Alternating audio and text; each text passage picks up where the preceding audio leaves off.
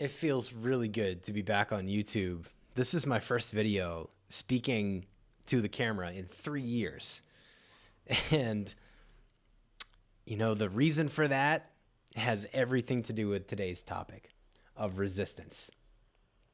By resistance, I mean this inner struggle that we sometimes go through. This is especially relevant if you have something that you're wanting to do, whether it's launch a business, share a message, you have some kind of creative work that you want to focus on and move forward and maybe complete and share with the world. Resistance manifests in ways that I'm going to share about today that I think is so critical to be mindful of if we're actually committed to following through and getting our work out there in the world, or in the very least, completing it as a way to honor ourselves.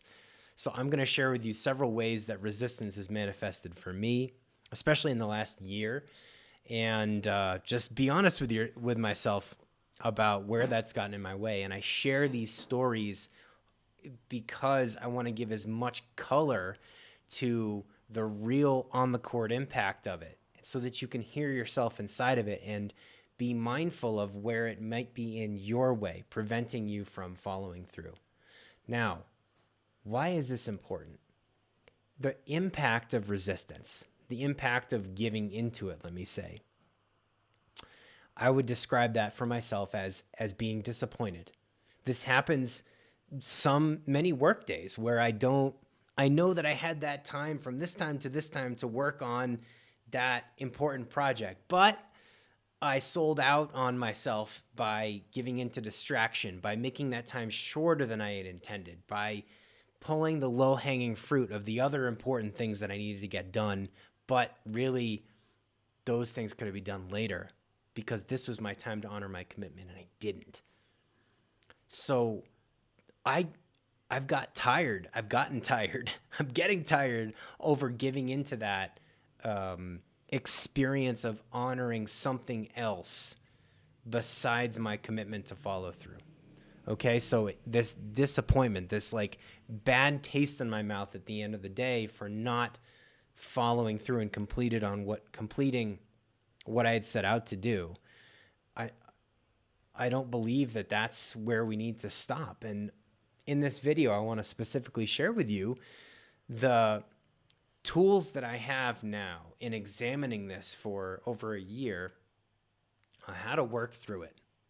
And how do we, instead of honoring our ego or the fear that's associated with it, what's usually underneath resistance, how do we instead honor our incredible creative capacity and the inner strength that we have to follow through on what we know is important to us?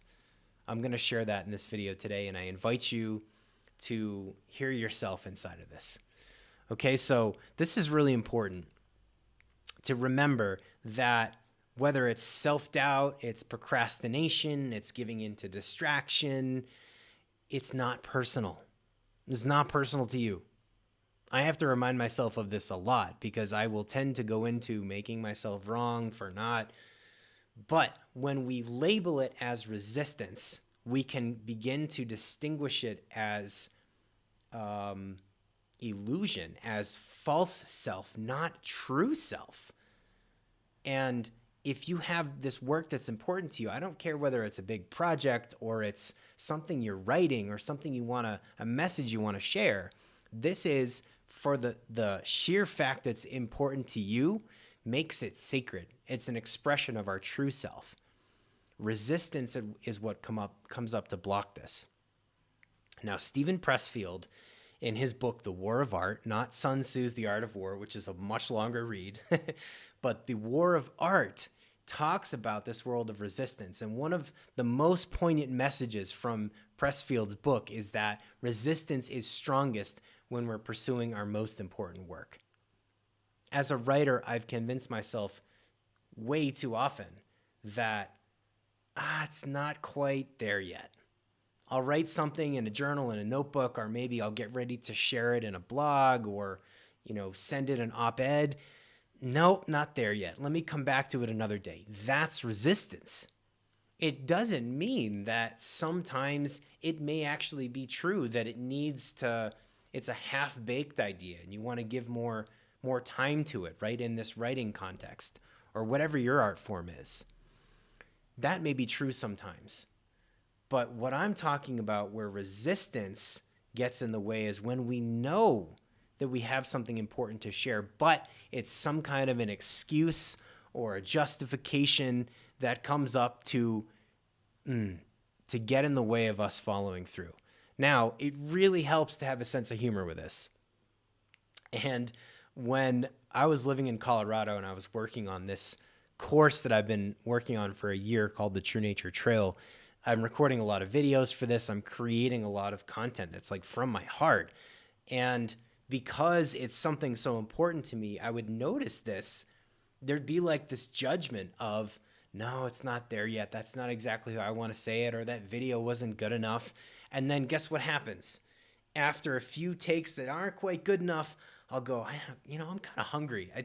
I think I need to go get something to eat. And I'll get up and I'll go to the fridge. And guess what? There's not a whole ton of food in the fridge, which means I guess I need to go to the store. So here I am in the time that I had set aside to record a video and move the course forward, and I'm at the grocery store. That's an example of resistance. So as you reflect for yourself, what do you do to take you out of the commitment? What do you do instead of that period of concentration, or however you describe it, to work on the thing that you know is important to you? What do you say to yourself? With respect to this True Nature Trail course and also a community that I started called Earth Tribes, for many months before I actually moved these projects out into the public eye, I had it that I'm not ready yet. Like the internal dialogue was, I don't know if I'm ready, or I don't know how to do this. Now again, it's so critical to come from a place of truth and be honest with yourself. Yes, I'm not saying that those conversations are never valid. In my case, where I have been basically everything that went into this course, for example, or my desire to have conversations with people around healing and restoring the planet and restoring ecosystems and collaborating with all sorts of planet work. This has been there for a long time and I haven't done anything about it. So I knew this internal chatter called I'm not ready yet, or I don't know how, is bogus. But the days where we let resistance win is where we honor that instead of our commitment. So my encouragement to you is to really sit with yourself and be honest. If you're still with me here in this video, thank you. And the gift is for yourself, authenticity. Being honest with yourself and what you say to yourself. Because this is really, if we sit with that, we can begin to see the illusion in it. It's like, as I sat with those two conversations of I'm not ready yet and I don't know how, they began to crumble. Because I was able to see that, I am ready. I do. Even if I don't know everything of how I'm doing, I know enough to be able to follow through and record videos to help people, to lead conversations about restoring our planet. Yeah, I can do that right now. So something that comes up in my own dialogue that prevents me from that is it's actually false self, not true self. So as you be mindful of that inner dialogue, just be honest with yourself of what's there and just note it for now, okay? And resistance is particularly sneaky. It might not show up in the form of, oh, I'm never going to do this. For me, it was usually like, tomorrow. Yeah, I didn't get the best night's sleep last night, so I got these like bags under my eyes. I'll get a good night's sleep tonight, and then tomorrow I'll come back with a fresh mind and work on it. That's resistance, because I know that my commitment is so much stronger than those limiting conversations that are very tempting to believe, like tomorrow, yes, with a fresh mind. Oh, it's so tempting to believe that. And then go take the low-hanging fruit. We don't have to honor that stuff. Instead, we come back and honor our commitment. And that's my invitation for you today, is to, when you notice those pieces of resistance, first of all, don't make yourself wrong, because this is part of the human condition. But in that moment, get present to what your commitment is. Now, with your work or whatever it is that maybe that you have a hard time completing or following through on, a big project, whatever it is that's meaningful to you, we don't always think of it in terms of this is a commitment of mine. But seeing that, being able to look at it in that light, allows you to get present to what's important to you about that. Why does it matter? Okay? Because the strength of your commitment is more powerful than all of that other crap that we're calling resistance, the self-doubt, the things rooted in fear. Your commitment is stronger. My commitment to come on YouTube and share and speak some of these things that I have been working through is now more present for me and stronger than the illusion of, oh, and not yet, maybe tomorrow. You see, there's a difference in the false self and the true self. So whatever it is in this area that you're working on, right? Instead of giving into the low-hanging fruit of distraction, of the easy thing to get done, it's really sneaky, because sometimes, yeah, I really do need to throw this laundry in, or I need to prepare a snack for later because I'm going to be hungry. I'm not dismissing these things as totally irrelevant. I'm saying when we know it's the time to work on our creative work or the project or whatever it is, that's where we need to honor our commitment. So why does it matter? Why is this important to you to spend your time and your energy on? Okay? So let me reiterate here, because I think this process is important, is the first steps: get clear in your commitment. Then notice what it is that you're saying to yourself about that that's not actually true. And finally, why? Why does it matter to you? This is really like your anchor for when those old familiar feelings pop up. When I start to think, tomorrow will be a better day and I'll come back to it, that's where, why does this matter that I record this video right now? You know how many days that I've wanted to record this video and I haven't? I'm not saying that I've mastered this by any means.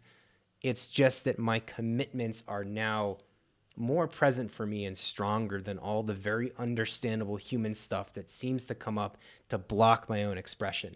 So for you, instead of focusing on why can't I follow through, or why can't I seem to move this forward, take the energy that you're putting in that direction and bring it back to instead focus on, why am I doing this?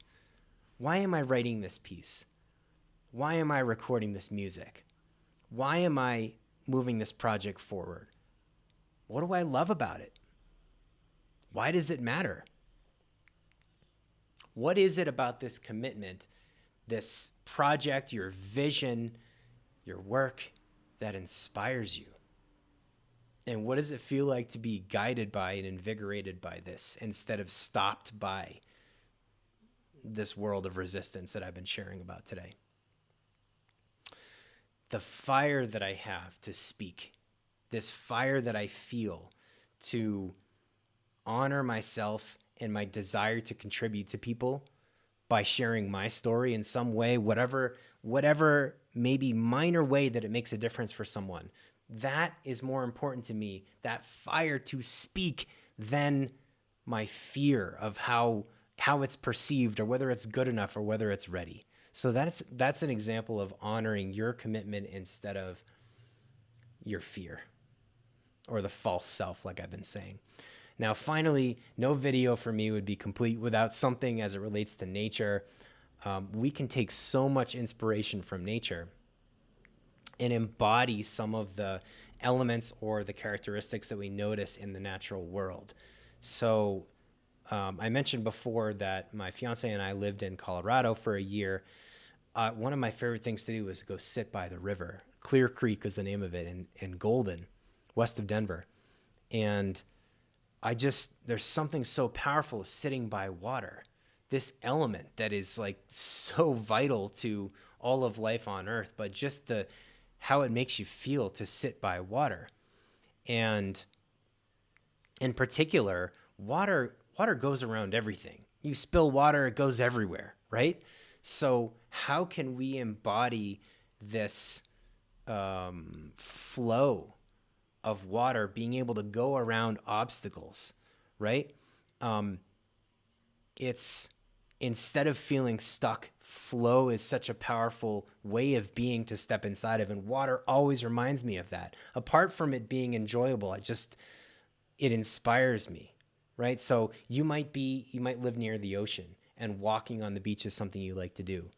The sheer power of the ocean, right? The crashing of the waves on the shore is just an amazing energy to be enveloped by. So how can we bring elements of the natural world like water into our lives and embody them when it comes to our most important work? It was Bruce Lee who said, "Water can flow or water can crash. Be water, my friend."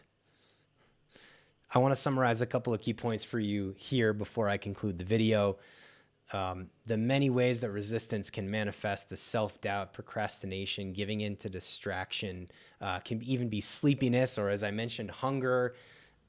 These are all things that we deal with them as human beings, but instead of honoring that stuff, in order to come back to our true self and honor that, instead of the manifestations of fear, come back to your commitment. And when you come back to and connect to the strength of your commitment, that not only honors that commitment and all the difference that makes out in the world, but it also honors you. Please let me know if this video opened up something for you, and thank you so much for watching.